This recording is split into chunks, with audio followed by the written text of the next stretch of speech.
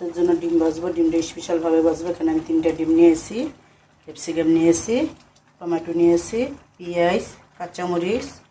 আমরা হাজব্যান্ড একটু ঝাল কম খাই, এই জন্য কাঁচামরিচ অল্প নিয়েছি, ধনিয়া পাতা, নতুন আলু, সিম আর হইলো দিব লবণ দিয়ে এটা খুব সুন্দর করে কচলিয়ে মাখাই নিব।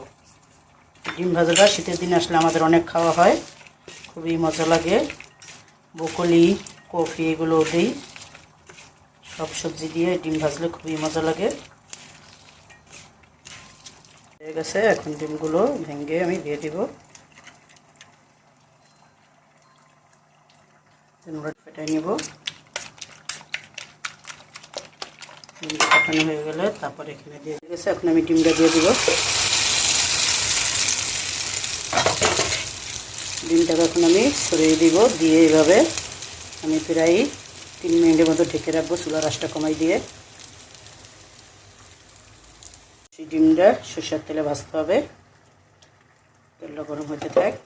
ডিমটা আস্তে আস্তে দেখেন ভাজা হইতেছে।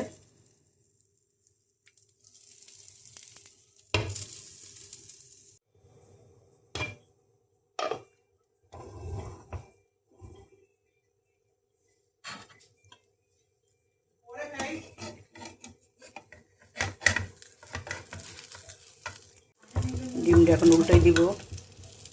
রাতের খাবারে দেখেন লাল লাল করে সবজি দিয়ে ডিম ভাজি করেছি। এখানে ডিমটা ভাজি করেছি, সব সবজি মিক্স করে এটা দিব না রেসিপিটা।